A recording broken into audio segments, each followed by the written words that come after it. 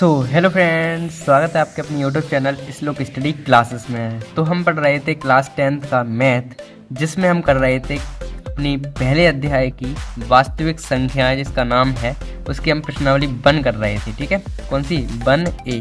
ठीक है, जिसमें हमने पिछली क्लासेस में 8 तक के सवाल कर लिए थे, 1 से लेकर 8 तक के सवाल कर लिए थे। अब हम क्या करेंगे, उसके आगे के सवाल करेंगे, यानी कि 9 से शुरुआत करेंगे।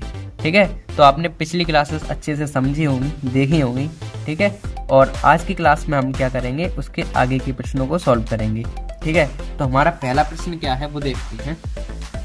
हमारी पहला प्रश्न है, क्या है वो प्रश्न 9, जांच कीजिए कि क्या किसी प्राकृत संख्या n के लिए संख्या n 6 की पावर n अंक 0 पर समाप्त हो सकती है क्या।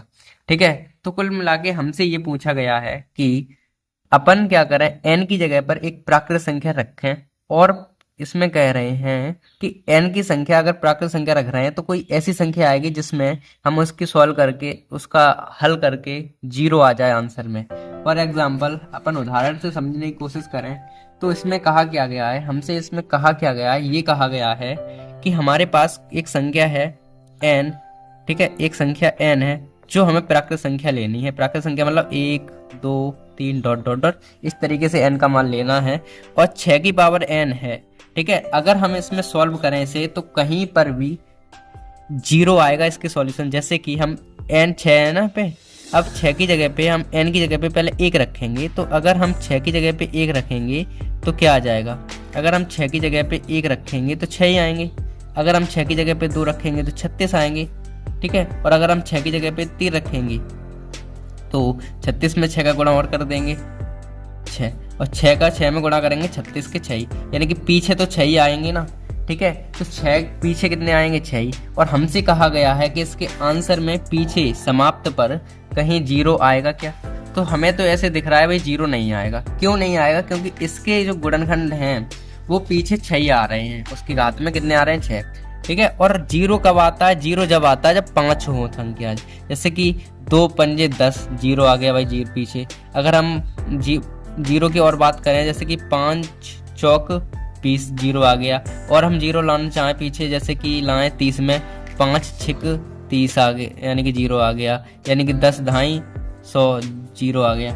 यानी कि आप देख पा रहे होंगे, अगर 5 जहाँ पर है, 5 जहाँ पर है, अब जहाँ में 5 छुपे हैं ना, क्योंकि 10 इंटू 5 लिख सकते हैं जाको डबल को, यानी कि 5 दूनी ऐसे करके, तो यानी कि 5 अगर किसी में आएगा तो हमारे पास 5 अगर किसी में आएगा तो हमारे पास 0 आ जाएगा। ये सिंपल सी बात है।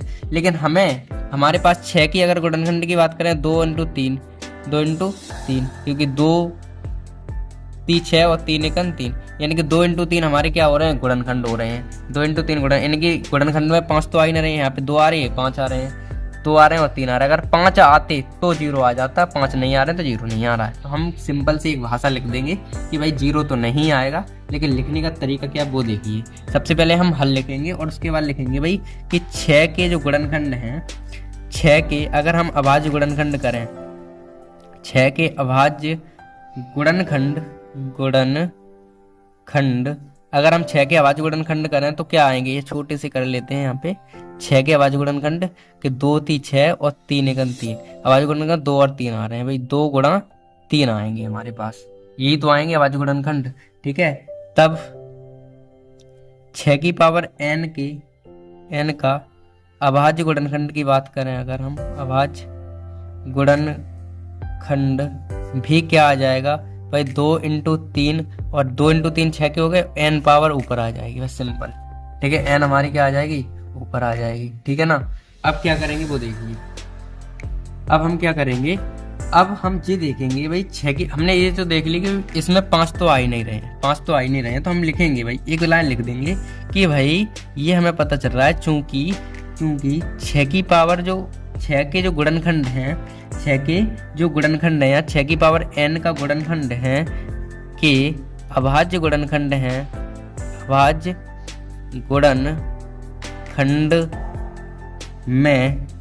गुणनखंड में 5 नहीं आ रहा है, 5 नहीं है।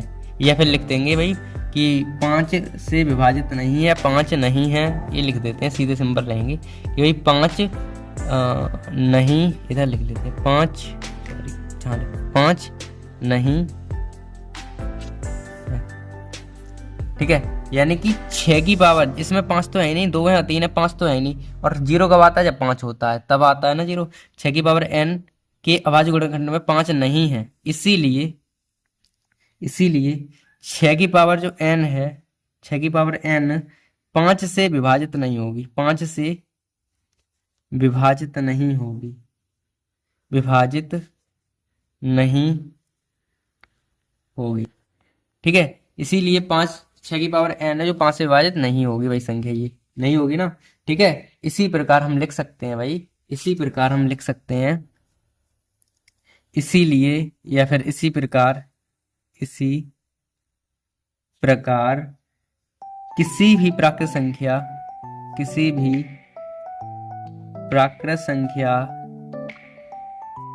n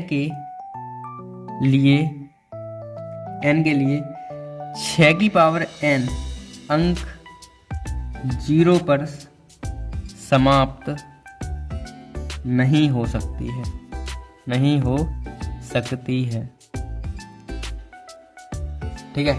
मतलब हमें दिख रहा है कि भाई नहीं होगी, क्योंकि हम अगर n की जगह पे कोई भी संख्या रख रहे हैं, अपनी प्राकृत संख्या, कोई भी प्राकृत संख्या रख रहे हैं, यानी कि n की जगह पे हमने 1 रखा देगा तो 6 आए, 2 रखे देंगे तो 36 आए, 3 रखे देंगे तब भी 6 आएंगे, यानी कितने भी रखेंगे तो 6 आते रहेंगे, ठीक है।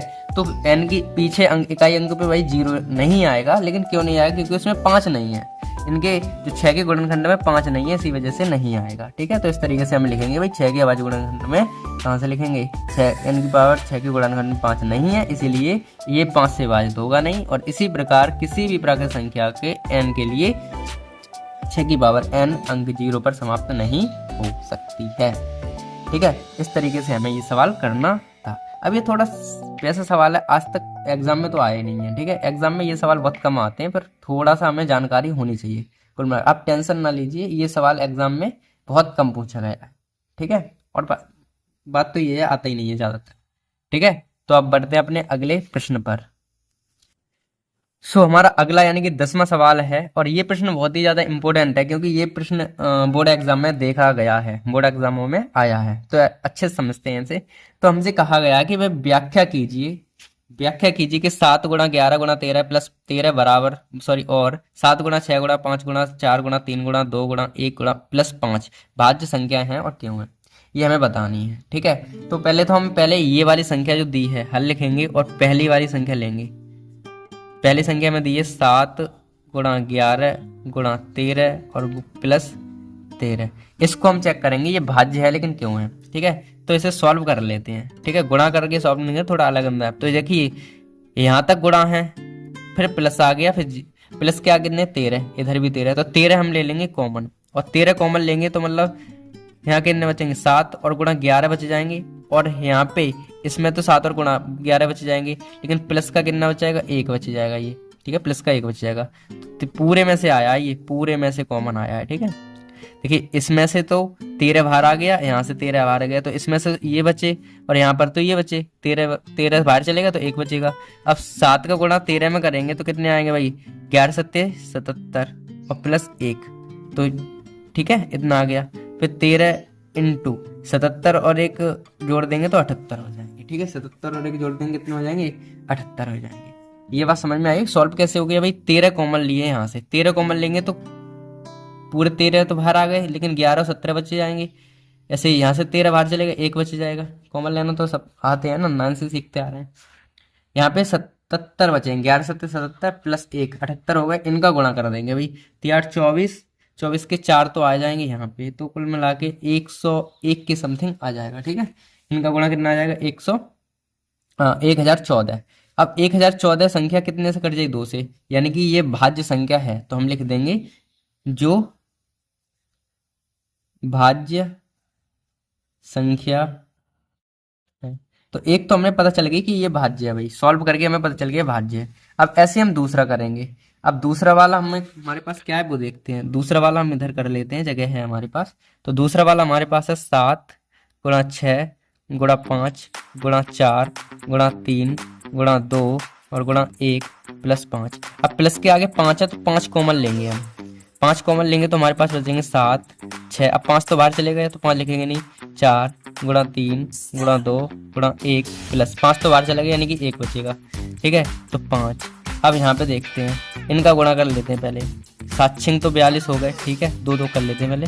और 3 चौक 12, 12 दूनी 24, 24 1 24 हो जाते प्लस 1। इनका सॉल्व हो गया इनका। अब इन्हें सॉल्व करेंगे भाई, इनको सॉल्व कर लेंगे, कितने आ जाएंगे हमारे पास। इनके हम गुणा कर लेंगे पहले। ठीक है, अब जब गुणा करेंगे तो कितना आएगा इनका 24, 2 चौकू तो 8 हो जाएंगे। ठीक है, 2 चौकू 8 और इनका गुणा हो जाएगा 100 समथिंग। ठीक है, तो 1008 आ जाएगा प्लस और एक ये है। ठीक है, एक अंक पे तो 8 ही आएंगे ना, 2 चौकू 8। हाँ, बाकी इनका गुणा सही है। ठीक है, 5 इनका गुणा ये आ गया, एक ये आ गया। अब 5 1009 इनका जोड़ेंगे तो 1009। अब इनका गुणा करेंगे तो कितना आ जाएगा हमारे पास।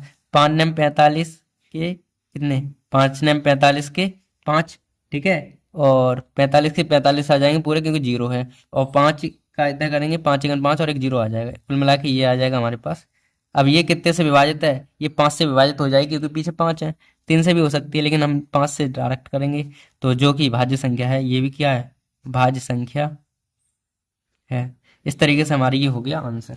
ठीक है, ये सवाल को इस तरीके से हमें करना था। हमें केवल बताना था ये दो संख्या जो दी गई हैं वो भाज्य संख्या हैं अथवा भाज्य संख्या है, लेकिन क्यों है, क्योंकि हमें पता है कि इनको सॉल्यूशन इतना आ रहा है, इतना सॉल्यूशन आ रहा है तो ये संख्या तो भाज्य होगी ना, क्योंकि 2 से कट जाएगी, ये भी 5 से कट जाएगी तो ये भाज्य होगी। इस तरीके से हमें सॉल्व करना था। ठीक है, अब हम बढ़ते हैं अपने अगले प्रश्न पर। तो देखिए अगला सवाल हमारे पास क्या है। अगला सवाल हमारा है भाई कि किसी खेल के मैदान में के चारों ओर एक वृत्ताकार पथ है। कोई खेल का मैदान है, उसके चारों ओर का जो पथ है वो वृत्ताकार है। इस मैदान का एक चक्कर लगाने में सोनिया को 18 मिनट लगते हैं, जबकि इसी मैदान का चक्कर लगाने में रवि को 12 मिनट लगते हैं। मान लीजिए कि वे दोनों एक ही स्थान से एक ही समय पर चलना प्रारंभ करते हैं, तो वो दोनों एक ही दिशा में चलते हैं। ठीक है, कितने समय में वे पुनः प्रारंभिक स्थिति पर स्थान पर मिलेंगे।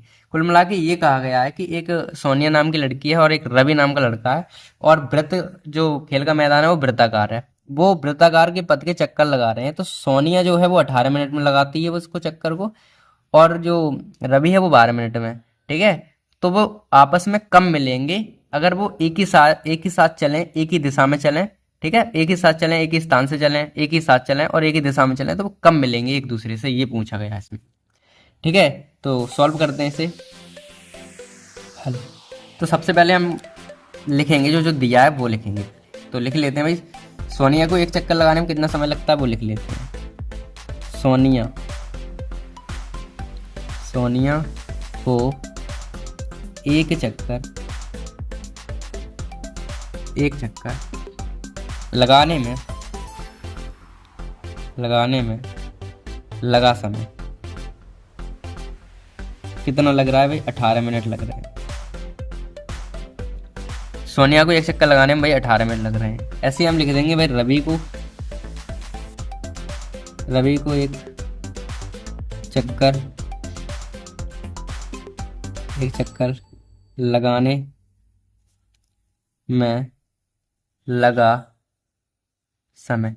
एक जो सोनिया है उसको, उस रवि को एक चक्कर लगाने में 12 मिनट लग रहे हैं भाई, 12 मिनट ये तो लग रहे हैं। ठीक है, अब हमें क्या करना है, हमें ये इसमें पॉइंट क्या दिया है वो देखिए, एक ही समय से चल रहे हैं, एक ही दिशा में चल रहे हैं, एक ही स्थान से चल रहे हैं। इस पॉइंट का मतलब ये है कि अगर एक समय एक ही स्थान और वो देता है तो हम इनका निकालते हैं एलसीएम। जो समय में दिए गए हैं उनका क्या निकाल लेंगे, एलसीएम। लेकिन हम इस बात को लिख देंगे क्योंकि हमें पता है क्यों निकाल रहे हैं एलसीएम। एलसीएम में क्यों निकाल रहे हैं वो भी तो बताना पड़ेगा ना एग्जामिनर को भाई, क्यों निकाल रहे हैं एलसीएम। तो हम लिख देंगे क्योंकि सोनिया जो है, सोनिया और रवि एक ही दिशा में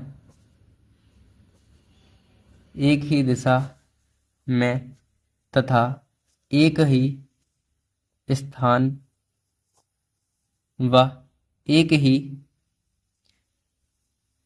दिशा में चल रहे हैं, दिशा में चलते हैं। ठीक है, इसीलिए सोनिया और रवि के समयों, यानी कि समय जो दोनों हैं उनके समयों का LCM ज्ञात करेंगे। और LCM में हमारा क्या होगा, आंसर। तो LCM ज्ञात कर लेते हैं। हमारे पास 18 हैं और कितने हैं, 12। इनका LCM लेंगे। अब LCM हम वैसे तो बता ही दे रहे हैं कि भाई 18 और 12 के LCM 36 आएगा, लेकिन अपन सॉल्व करना है। अब इसमें ये तो पता नहीं कौन से तरीका से करो, तो अपन जो बेटर लगे उससे करो। LCM में ये कोई मैटर नहीं करता है कि भाई छोटी छोटी संख्या से काटो, आप जैसे चाहो वैसे काटो, तो कोई दिक्कत वाली बात नहीं है। अब हम तो भाई बड़े से काटेंगे क्योंकि हमें करना है जल्दी। 4 के पाड़े में ये आते हैं, अरे यार चलो 2 से ही काट लो क्योंकि थोड़ी दिक्कत हो जाएगी फिर। 2 ने 18, 2 छिंग 12, ठीक है। फिर 3 से काट देते हैं, 3 का 9 और 3 दूनी 6। फिर ये एक बार 3 से कट जाएगा और एक बार 2 से कट जाएगा, ये आ जाएगा, ठीक है।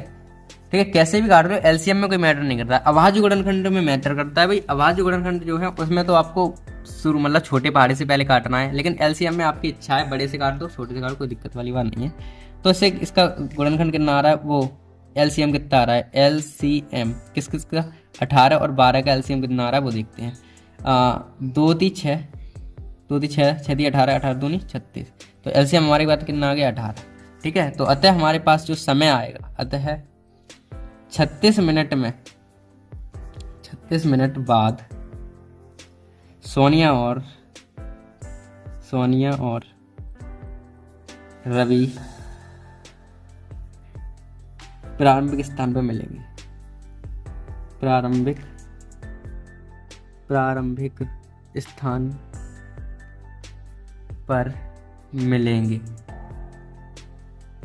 ठीक है। इस तरीके से हमारा ये सवाल होता है कंप्लीट। यानी कि हमें कुल मिला के इतनी भाषा लिखना इसलिए ज़रूरी था क्योंकि हमें एग्जामिनर को बताना पड़ता है भाई हमने किया क्या है, ठीक है। इस वजह से लिखना है। हम तो डायरेक्ट ही निकाल सकते हैं ना, 18 और 36 का सीधा LCM निकाल देते हमारा आंसर। अगर ऑब्जेक्टिव में होता ये प्रश्न तो हम सीधा 18 और 12 का LCM निकालते, पर हमारा आंसर 36 आ जाता, टिक मार देते, काम खत्म हो जाता इस तरीके से। अब इस सवाल को देखिए, हमने एक बार दोबारा कर लेते हैं भाई। सोनिया को एक चक्कर लगाने में 18 मिनट लगे, रवि को एक चक्कर लगाने में 12 मिनट लगे। सोनिया और रवि एक ही दिशा में चल रहे हैं, इसी वजह से हम सोनिया और रवि के समय जो है उनका LCM ज्ञात करेंगे।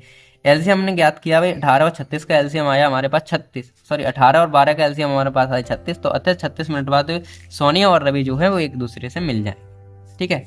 अब हम बढ़ते हैं अपने अगले यानी कि 12वें सवाल पर। तो हमारा 12वां सवाल है भाई, वो क्या है कि नीचे दी गई आकृति में x और y का मान ज्ञात करना है हमें, ठीक है। और इस तरीके के सवाल हम कर चुके हैं पहले भी अपनी प्रश्नावली की शुरुआत में, तो आपको थोड़ी आसानी हो जाएगी।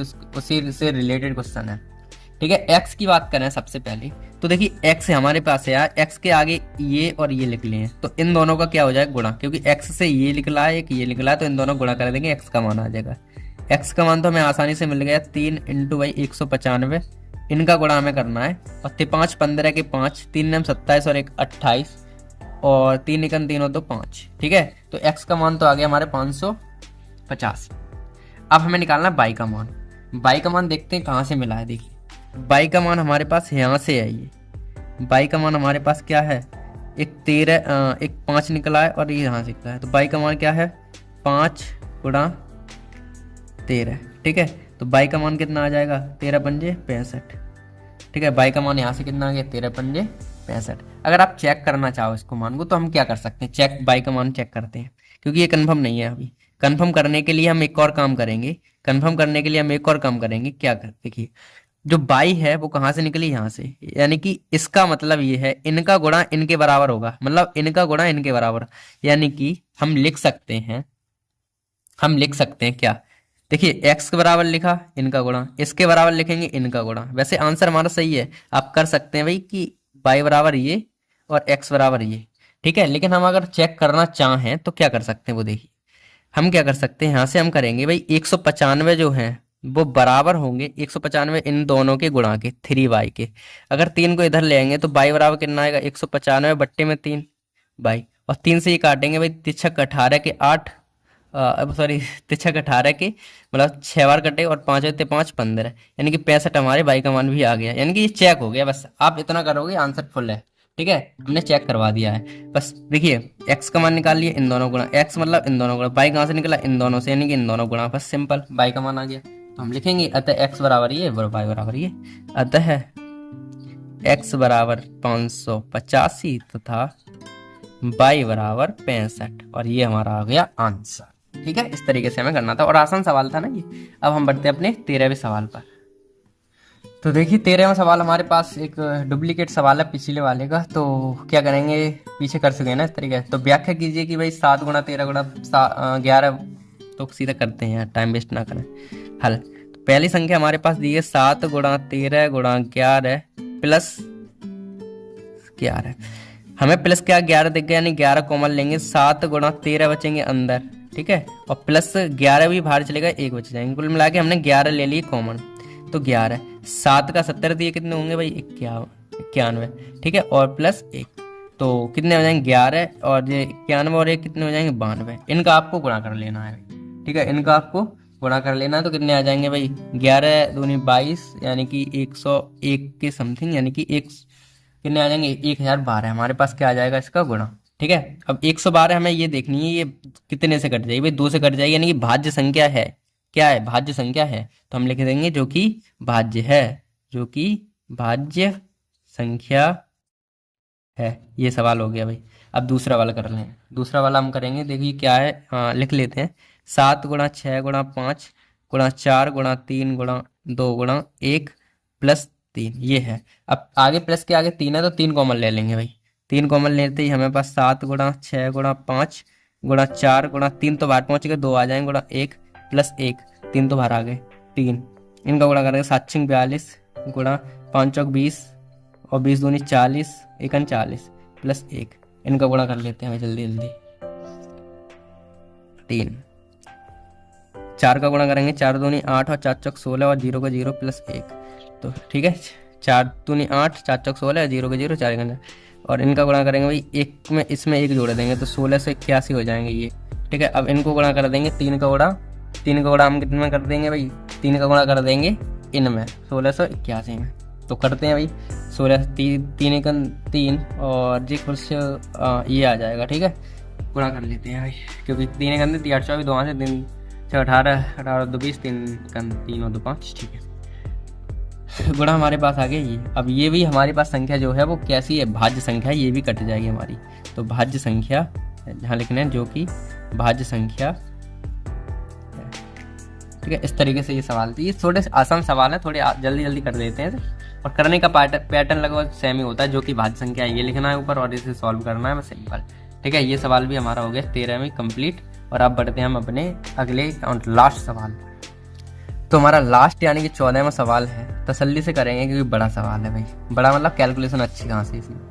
तो हमें दिया गया नीचे दी गई आकृति में x y z के मान ज्ञात कीजिए। तो सबसे पहले x का ही निकाल लेते हैं, x का मान निकालें अगर, तो x का मान देखिए कहाँ से निकला, इसको और इसको, यानी कि इन दोनों का गुणा हो जाएगा 3381, यानी कि 2 और इनका गुणा कर देंगे, कितना आ जाएगा, 2 1 तो 2 हो गए, 2 8 16 के 6 हो गए, 1 हासिल, 2 3 6 और 1 7 हो गए, 2 3 6 हो गए, यानी कि 6762 तो हमारे आ गया x का मान। अब हमें निकालना है y का मान, ठीक है, कहाँ निकालना है y का मान। तो y का मान निकाल लेते हैं भाई, 1 मिनट रुकना, हाँ ठीक है, y का मान निकालो। तो y का मान क्या आ जाएगा, देखिए ध्यान से, y देखते हैं कहाँ से निकला है, y हमारा निकला है, y से निकले हैं ये और ये, तो यानी कि 7 और 61 161 का गुणा कर देंगे, तो y का कितना आ जाएगा, 7 1 7 7 6 42 42 के कितने हो जाएंगे भाई 2, 7 1 7 और 7 और 4 कितने हो जाएंगे 11, 11 से 27 हमारे पास क्या आ जाएगा इसका y का, ठीक है, क्या आ जाएगा y का मान, 1127 हमारे y का मान आ गया। अब हमें निकालना किसका मान है, z का मान। z का मान थोड़ा दिक्कत में आएगा, आपको वो ध्यान से देखना है, ठीक है। एक बार हम वो कर देते हैं, अलग से देखें ये z का मान देखिए क्या आएगा, 1 मिनट रुकिए। देखिए z अकेले z से कोई निकला है, लेकिन z कहाँ से निकली है, यहाँ से निकली है और ये भी यहाँ से, तो हम 61 को बराबर में लिखेंगे, 161 बराबर 7 इंटू z, इस तरीके से लिखेंगे इसे। तो 161 बट्टे में तो 7 आ जाएंगे बराबर, एक z है ना, तो z बच जाएगी, ठीक है। अब इनका गुणा कर लेंगे भाई, कितना बचेगा वैसे, 7 दूनी 14 7 21, यानी कि 23, हमारे पास क्या आ जाएगा z का मान, ठीक है, हमारे पास क्या आ जाएगा z का मान। ठीक है। जेड का मान थोड़ा टिपिकल था। क्या जेड कहाँ से निकली है, देखिए 61 से, 61 से आगे 7 और है, इन दोनों का गुणा करना है, 7 जेड हो गया और बराबर में आ जाएंगे 161। इनको सॉल्व करेंगे तो 23 आ जाएगा। ठीक है, तो हम लिख देंगे अतः एक्स वाई जेड के मान एक्स बराबर कितने 6762, वाई बराबर 1127 तथा जेड बराबर 23। ठीक है, ये आंसर हमारे पास आ गया। ठीक है, तो आज की क्लास में तो ये प्रश्नावली हुई समाप्त और अगली क्लास में हम करेंगे 1B, इसी चैप्टर की 1B को शुरुआत। ठीक है, तो ऐसे ही मस्त रहिए, पढ़ते रहिए, स्वस्थ रहिए और हंसते मुस्कुरा रहिए। मिलते हैं अपनी अगली क्लास में, तब तक के लिए बाय।